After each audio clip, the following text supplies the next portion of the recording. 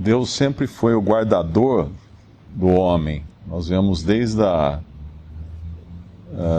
queda, quando o homem caiu, quando Adão e Eva caíram, a primeira providência que Deus toma, né, uma das primeiras providências, foi guardar o homem. Como ele guardou? Colocando uma espada, um anjo com uma espada flamejante na entrada do jardim. Podemos ler lá em Gênesis, capítulo 3, versículo 24.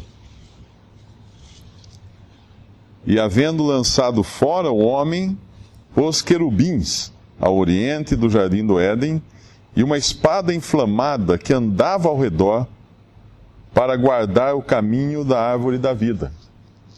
À primeira vista pode parecer que Deus estava privando eles de alguma coisa, mas na verdade Deus estava guardando eles.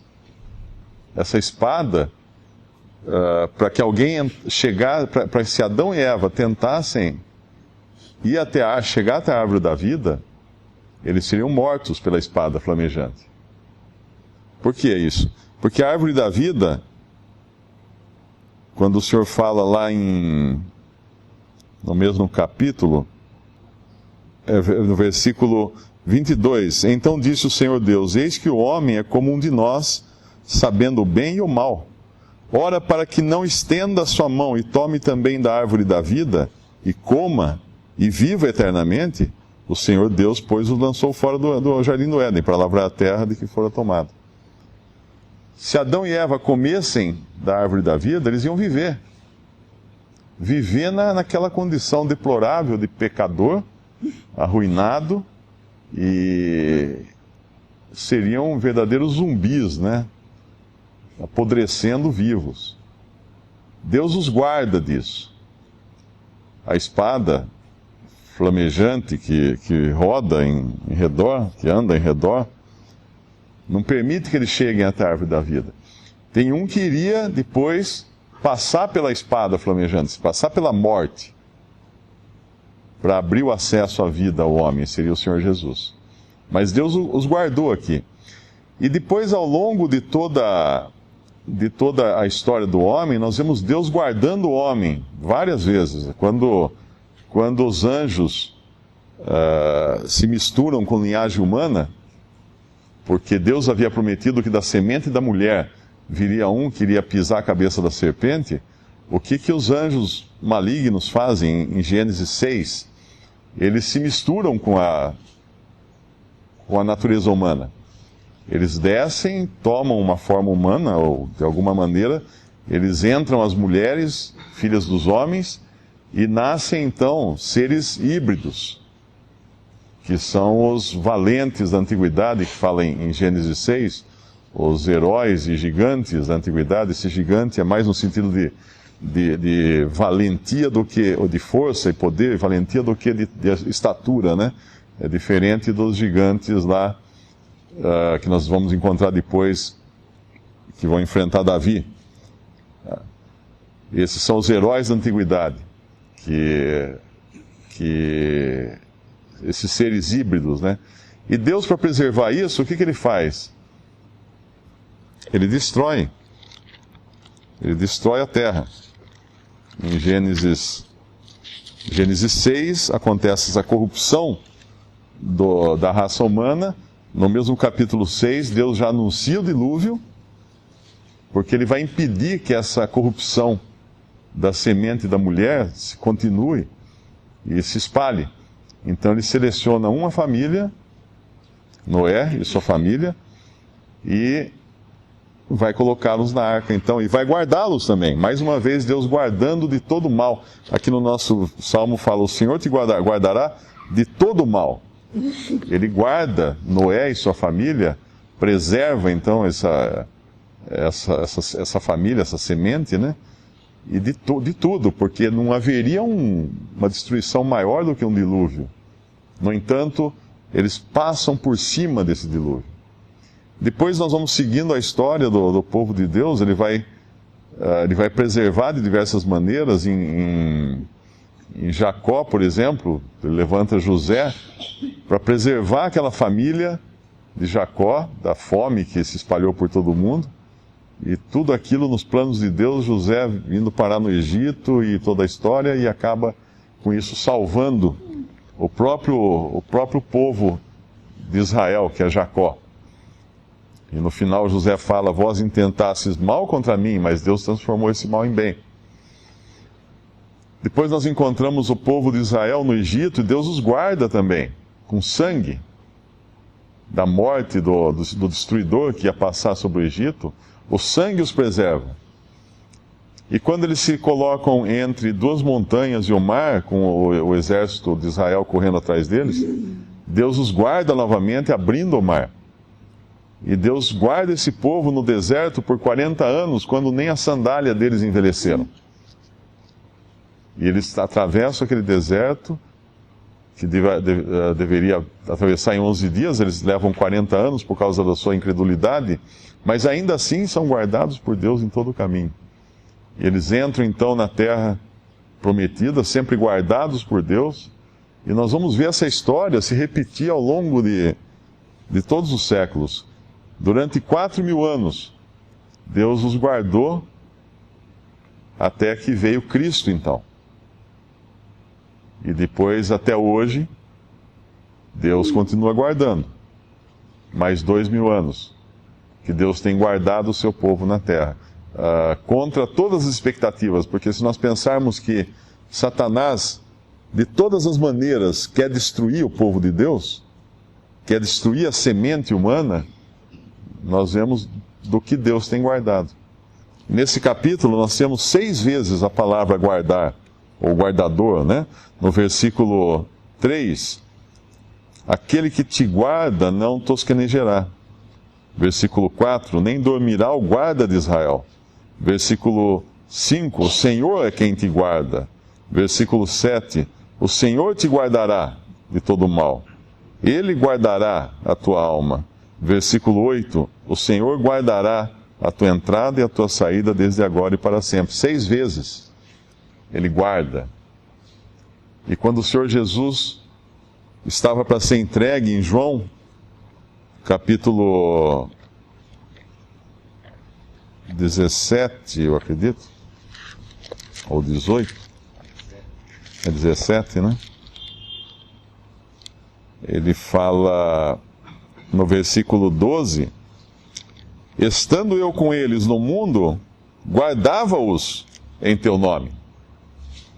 Tenho guardado aqueles que tu me deste, e nenhum deles se perdeu, senão o filho da perdição, para que a Escritura se cumprisse. Ele guardou os seus. Ele roga então pelos seus, e obviamente para que Deus os guardasse. Também não sei se fala explicitamente isso nesse capítulo. Ele roga várias coisas a respeito dos seus, mas obviamente Deus nos guarda, né? Aqueles que o Senhor Jesus deixou aqui na terra, tanto nos guarda que Ele enviou o Seu Espírito Santo para habitar naqueles que são guardados. E muitas vezes nós confundimos os sermos guardados com sermos guardados de mal físico, de uma doença, de um perigo. Também Deus nos guarda dessas coisas. Mas a maior guarda, né, a maior proteção que nós podemos ter é que de maneira nenhuma um salvo se perderá. Aquele que tem o Senhor, que crê no Senhor, aquele que foi salvo por Ele, está guardado até entrar na presença de Deus. Não vai ter nada que possa tirá-lo dessa senda. Nem anjos, lá em Romanos fala, eu acredito que seja Romanos 10, se não me engano, Romanos 8, 31, isso dá um descanso muito grande. Nós sabemos daquela passagem que o Senhor fala assim, meu Pai que mas deu é maior que tudo, e das mãos de meu Pai ninguém as pode tirar, as ovelhas de Cristo.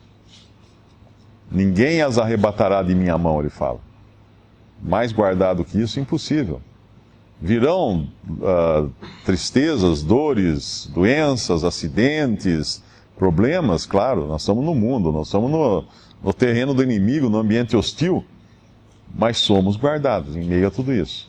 Às vezes de uma maneira que nós não entendemos, como Adão e Eva podiam não entender. Falar assim, mas como? Agora fechou o portão do jardim, colocou essa espada lá, flamejante, por que não deixa a gente voltar lá então e comer da árvore da vida? Deus sabia melhor do que eles, o que era melhor para eles. E eles foram guardados de voltar ao Éden. Apesar disso, a princípio parecer um mal para eles não poderem voltar para lá, mas na verdade Deus estava preservando eles. E em Romanos capítulo 8, que diremos, pois, estas coisas? Se Deus é por nós, quem será contra nós? Quem já passou por aquela experiência na escola, do primário, de um menino falar para você que ia pegar você na rua, né? Tinha muito disso, tempo de escola. E aí você consegue um amigo grandão para sair do seu lado na hora da saída e se sente todo protegido, né? Porque o seu adversário não vai querer brigar com você se você tem um amigo grandão e forte do seu lado. E assim diremos, pois, se Deus é por nós, quem será contra nós? Aquele que nem mesmo a seu próprio filho poupou, antes o entregou por todos nós, como nos não dará também com ele todas as coisas? Quem tentará acusação contra os escolhidos de Deus? É Deus quem os justifica. Quem os condenará? Pois é Cristo quem morreu, ou antes quem ressuscitou dentre os mortos, o qual está à direita de Deus e também intercede por nós. Quem nos separará do amor de Cristo? A tribulação, a angústia, a perseguição, a fome, a nudez, o perigo, a espada? Como está escrito, por amor de ti somos entregues à morte todo dia. Fomos reputados como ovelhas para o matadouro. Mas em todas estas coisas somos mais do que vencedores por aquele que nos amou. Porque eu estou bem certo, pois eu estou certo de que nem morte, nem a vida, nem os anjos, nem os principados, nem as potestades, nem o presente, nem o porvir, nem a altura, nem a profundidade, nem alguma outra criatura nos poderá separar do amor de Deus que está em Cristo Jesus nosso Senhor. Como é que alguém, depois de ler isso, pode falar assim, mas se eu não for obediente, eu vou perder minha salvação? Não tem como. Nós somos guardados, integralmente guardados. Deus não vai abrir mão daquilo que lhe pertence de maneira nenhuma, ainda que a gente possa sair com raspões e machucados e escaras, né, dessa vida aqui, mas estamos salvos, guardados por Deus. E esse remanescente que é representado no Salmo 121, eles obviamente não sabiam tudo isso que hoje nós temos o privilégio de saber do lado de cada cruz, né? Eles estavam ainda do lado de lá da cruz. Mas eles confiam, quando eles falam aqui, eleva os meus olhos para os montes, de onde virá o meu socorro? Lá em Mateus 24, o Senhor fala para alguns deles que fugissem para os montes. Em Mateus 24 ele fala, versículo 16, então os que estiverem na Judéia, fujam para os montes. Quem estiver sobre o telhado, não desça, tirar alguma coisa da sua casa, fuja para os montes. Como o irmão falou, talvez esses montes fossem realmente os lugares ali na Judéia, né, de refúgio deles. Mas nós sabemos que por trás dos montes em si, fisicamente, era o Senhor quem os guardaria. O Senhor os guardaria, o Senhor abreviaria aqueles dias para que eles pudessem entrar vivos no reino. O Senhor abreviará aqueles dias, né, melhor dizendo, porque é tudo futuro isso. E o final, no capítulo, no nosso Salmo 121, o versículo 8, dá uma segurança que é eterna, desde agora e para sempre. Essa segurança também é eterna.